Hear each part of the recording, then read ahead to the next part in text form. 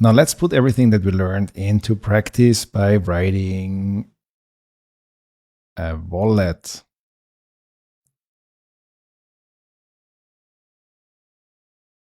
Smart contract. And what it essentially does is when we have our account, then we want to be able to send 1 ETH to the smart contract. And we want to be able to see the balance.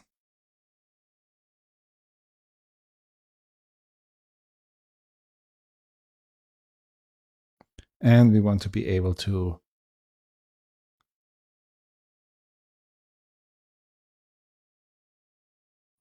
withdraw. So that one would be deposit. And that one to withdraw from the smart contract. And then also withdraw to a specific address other than our account over here. And all of that is going to be in ETH. So we are going to do this in ETH and not in any kind of tokens. So tokens come later. Yeah, what you need to do is some sort of deposit functionality, some sort of function to see how much balance is actually stored in the smart contract, a withdraw, let's say withdraw all function, and a withdraw to address function. If you want to try this yourself, then I would say you pause the video now and give it a try. Otherwise, I will start now with the sample solution. One last thing. We are going to test everything in Remix, and then we are going to deploy it to Coven and see if that works there as well. And maybe I'm also leaving 1 ETH inside for the first lucky person who can withdraw that then from the Coven smart contract, just to leave a little bit of a bounty. And if you're not the lucky one, then you can at least see who was the lucky one by looking at the Block Explorer. Great, let's get started. I'm going into the contracts folder. I'm creating a new smart contract called send money example solidity. And then we are going to take our SPDX license identifier and our pragma line, and I'm calling that send withdraw money. Now the first one is deposit, right? So we are going to write a function deposit. Why is this not intended the right way? And we don't even need any kind of argument here because our argument will be in the public message object by looking at the value. And let's just also store this somewhere in a balance received variable, just for the fun of it, public. So we make actually use of that. Balance received is incremented by the message value. And we don't need to take care of any kind of overflow or underflow here because we're using a new Solidity version. Then we also want to get the balance, get contract balance, public, that's a view function, and that one returns us an unsigned integer. And you can choose now normally between the balance received or the balance of the address of the smart contract. If you think back what I told you before, you can forcefully send money to a smart contract without the smart contract actually wanting it. So in case that happens, our balance received will be off. So we are going to use directly the address of the smart contract and then the balance of it. And we are going to return this. And then we also need a withdraw all function withdraw all. And instead of directly sending it to the message sender, let's split that up. Just to see how that actually works. We have address payable to is payable message sender, and then we send to transfer get contract balance. So we get the whole contract balance and we send it to the person who calls this smart contract. Yeah, whoever calls this function withdraw all can get all of the ETH. There is no sort of precautions for owner like we had in the previous project. Let's just roll with it so we understand how the money is managed between the smart contract and the addresses. And then we also have a function withdraw to address, and that gets an address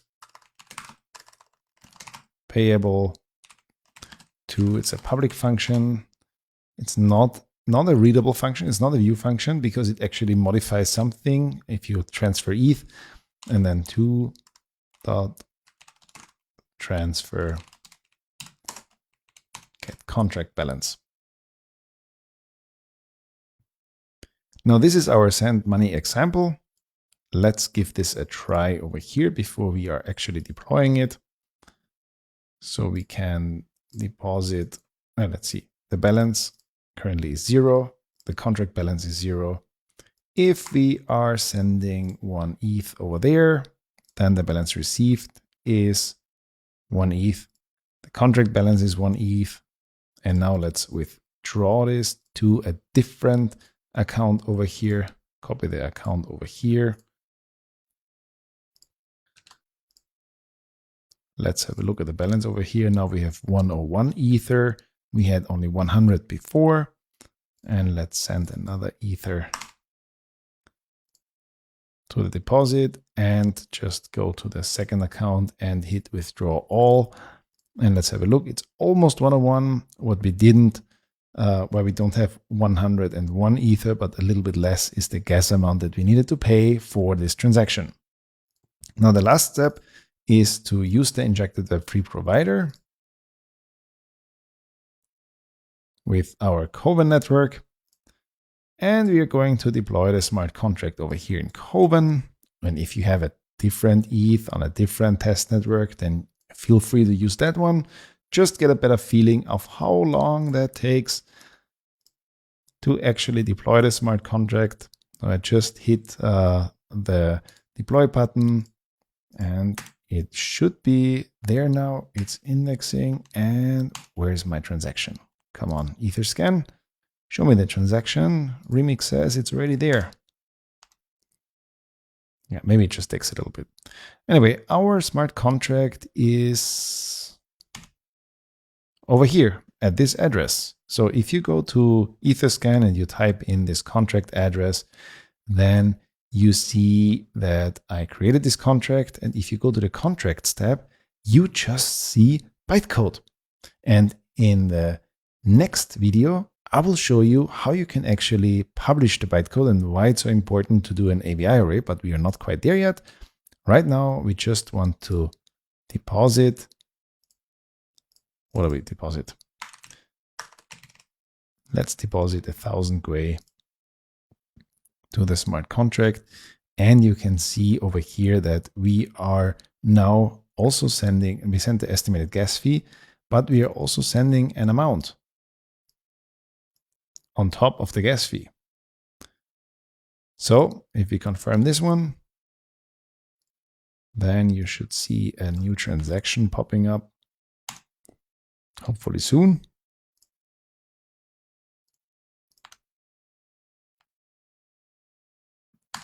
Come on, Etherscan, you can do better.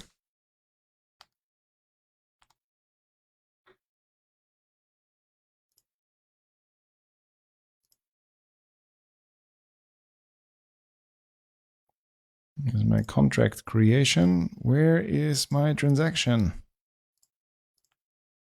There it is. I called deposit. And Etherscan knows deposit, the name or the function signature, because it knows the method ID. It can already remap it because so many other smart contracts are using deposit if I would name this deposit ETH, it wouldn't know where this belongs to, and it would just show the raw input data. All right, that's it. And I will wrap it up in the next lecture, and then we are going to talk about some more advanced stuff that is going to happen in the next section.